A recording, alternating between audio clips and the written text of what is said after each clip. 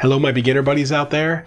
Today we are going to pick up where we left off with the how to play the pentatonic scale lesson, which was your basic first introduction to it. In today's part 2 lesson, I'm going to give you some very common ways to use the scale and a couple reusable pentatonic licks that you can turn into your own. And welcome to Music with Marky.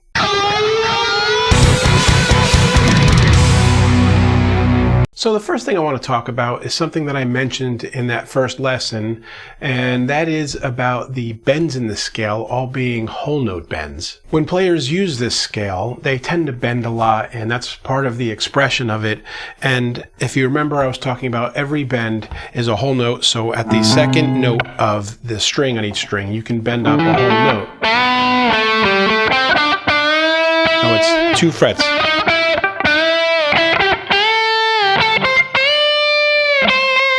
This makes things a little bit easier because you don't have to adjust your ear to hearing what a half bend or a 1 fret bend is, and everything is that same distance. So that said, I want to talk to you about what the meat of this lesson is, and that is 3 things you should focus on when you're first starting to use the scale now that you know it.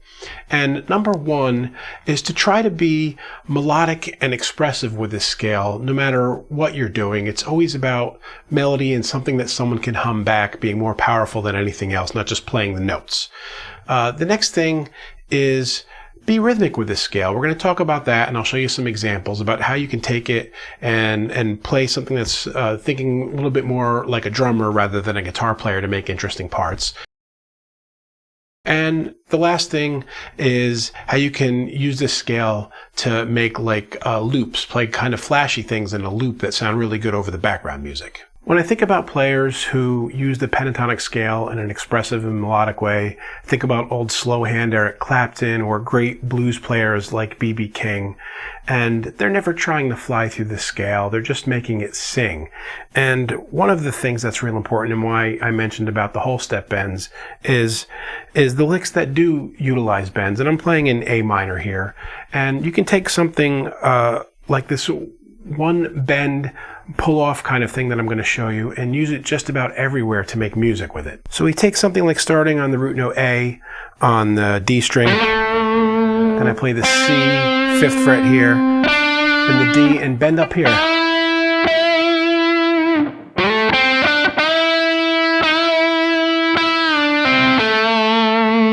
That move from the bend going down to the regular note, pulling off to the note behind it, and then down to here, the note on the string before it, to the lower string, is something you hear in pentatonic scales or in songs using pentatonic scales all over the place. And it's a good move if you're just stepping into the scale to get down. And you can use it on each string.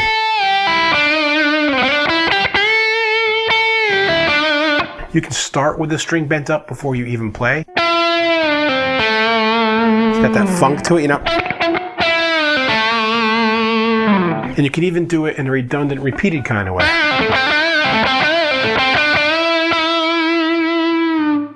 So when you're just first breaking into the scale here, that kind of move is something you want to really get comfortable with because you will get a ton of mileage out of it and it's completely portable across the scale. Okay, now the second thing I want to talk about, or the second idea that you can apply to this scale, is playing rhythmically, thinking almost like a drummer. You know, when you first learn the scale, and we all do this, you just kind of...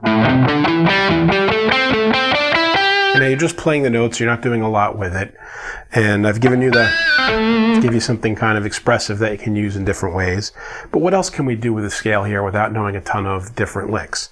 Well, I think playing something rhythmic is really powerful. And every note you play in the scale is going to work over the background music again. So you can hang out on a note and do something cool rhythmically with it. So, you know, if you just take like a basic 8th note over something, it's not that interesting. But if I pick it in a way that almost sounds like a drummer would attack a snare, you start coming up with something interesting there. And if I'm doing this with pentatonics, every note I play, I can hang out on like that.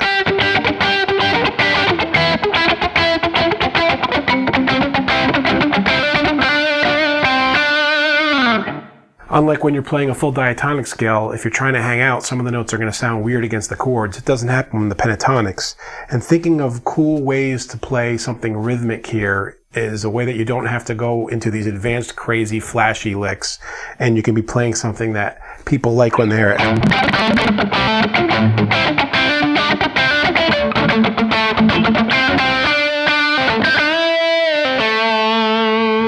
And you mix the other things in that you know. So here, the space between the notes is almost as important as the notes that you're actually playing.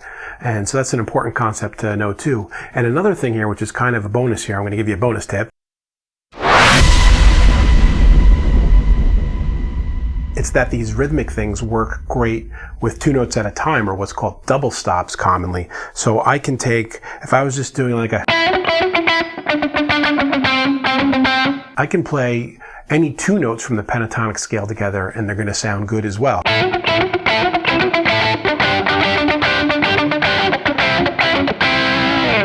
And I can use that rhythmic thing, or I can play a single note and then some notes that are rhythmic.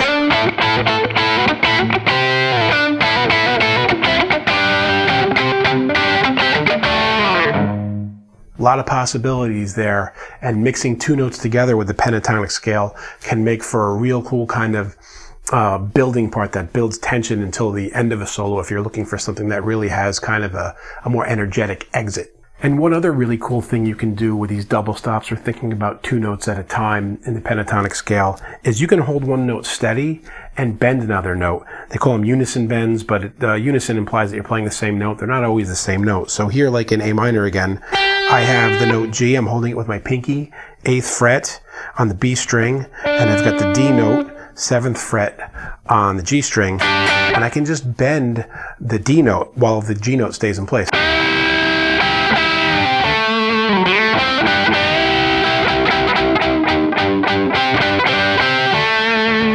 See, it's got a cool kind of tension to it, and that's something you would commonly hear with a guy like Angus Young from AC/DC, and you can play them here too. So I was doing that with my pinky. If I have the E note here and I bend the D up to the E, there's your unison bend.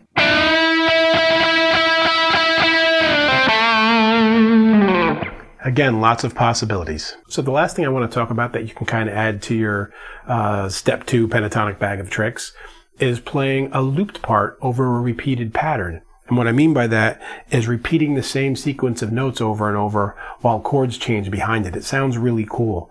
So for instance, I can take something like this, play the E on the B string, hammer to the G, so it's 5 to 8, pull off, and then play the D on the 7th fret and the G string. Can move up to the next string, do the same thing, so it's 5 and 8 on the first string, and then it's going to be 8 on the B string.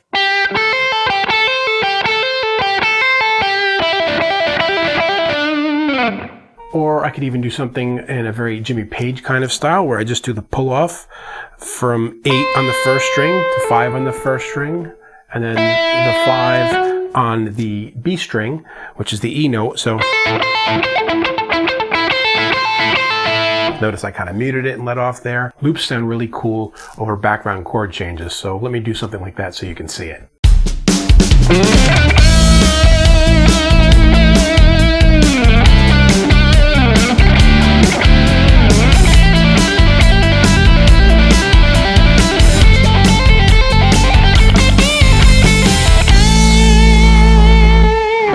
So hopefully I gave you a good foundation of ideas there that you can expound upon and start turning into your own music using the pentatonic minor scale.